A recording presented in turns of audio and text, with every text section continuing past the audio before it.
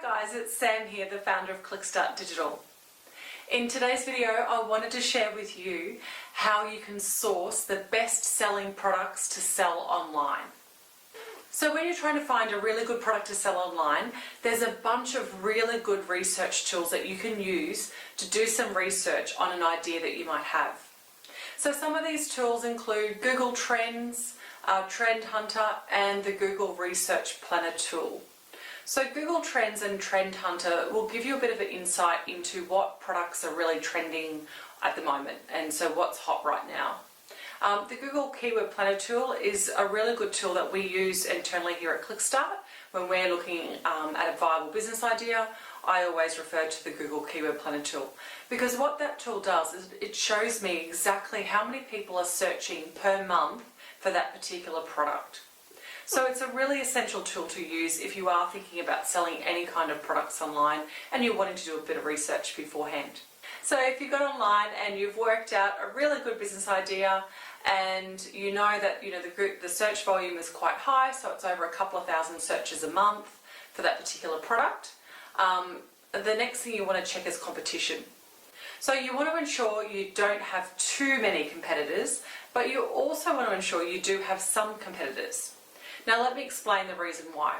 So with having competition, everyone always thinks it's a negative thing, and it's not. It's a good thing. If you've got competitors out there selling the same products or similar products to what you're wanting to sell, that's a sign that that product is in demand and other people are purchasing that product online. So don't be put off if you do happen to research your particular product and you already find you might have a few competitors. It's not a bad thing. What you can do is use that to your advantage. So what we always do is we go into the potential competitors' websites and we have a look and see what they're doing really well and perhaps what they're not doing so well. Another really good thing you can do to use your competitors is to check their best sellers page if they have one on their website. And what this information will show you is the top products that they're selling online. And then you can basically rip that off and then sell similar products to what they're selling and just focus on those core products. The flip side to competition is if you have too much competition, so let's say when you do a Google search you've got hundreds of competitors coming up online, well maybe it's not such a great business idea. And it is all going to come down to the numbers. So you really need to look into the numbers of how many people are searching for those products versus how many competitors there are. So as an example of this, if you had, let's say you wanted to sell a specific type of dog bowl, and they're ceramic dog bowls, and perhaps you've got the dog's name engraved on the dog bowl or something like that.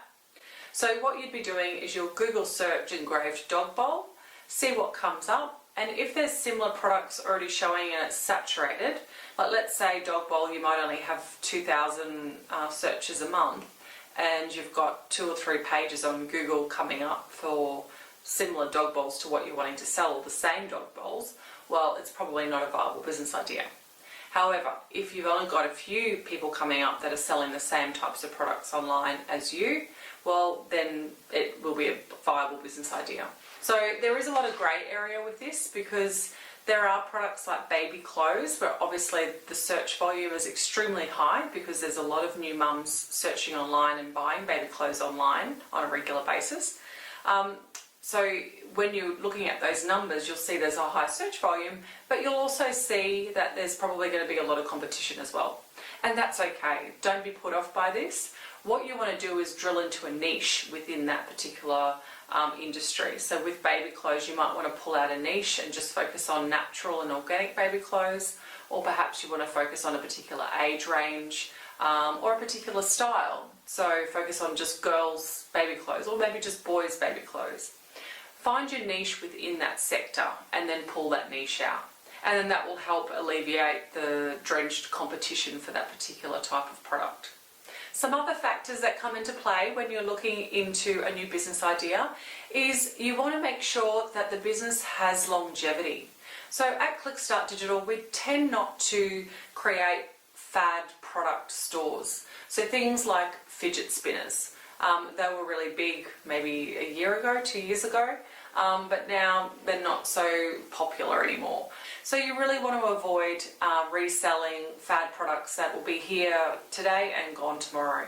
Because sometimes with a lot of online businesses, it can take at least 12 months to gain a bit of traction before you see some really viable, profitability coming through in your business. So the last thing you want to do is spend all that money marketing and advertising your business, and then 12 months later nobody wants your product anymore. So this is why at ClickStart we don't really focus on trend or fad products.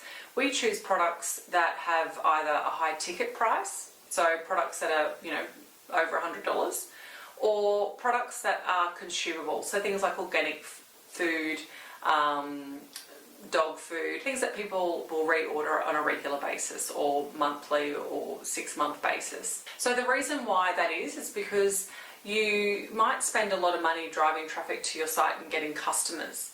So if you are spending money to get the customers there, you want to make sure that they're spending a lot of money on your site, so then you're making more profits. And then the flip side of that is with the consumable side of things, you want them to come back and keep purchasing from you if you are selling a lower ticket item. So this is where furniture is a really good product to sell online because it's a high ticket item, your profits are a lot higher, you might make one sale for $500 and your profit might be $250 from that one sale. Versus if you're selling something like organic food, someone might put in an order for $30 or $40 and your profits might be $20 or $15. So you can see the difference between those two types of different products. Now that's not saying organic food isn't a great thing to sell online, because as I said, that's a consumable. People are going to keep coming back and reordering those products, and you're going to have customer loyalty and people coming back on a continuous basis.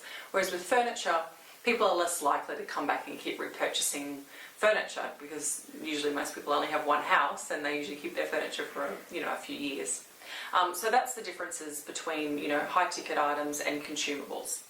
Another really good thing you can do to find a business idea is to go on websites like amazon.com.au or aliexpress.com, and these websites have a best sellers page. So you can actually jump on the site and have a look and see the top selling products at the moment. So that's a really good way to research to see what kind of products are selling really well online and on these platforms. And then from there you can basically go through and do your research on the Google Keyword Planner tool, and then your competitor analysis, and then decipher if it's a viable business based off the information that I've given you today. So guys, they're my few tips on how to source the best products to sell online. I hope you found this video useful. Make sure you subscribe to our channel to keep up to date with business news and updates. Speak to you soon.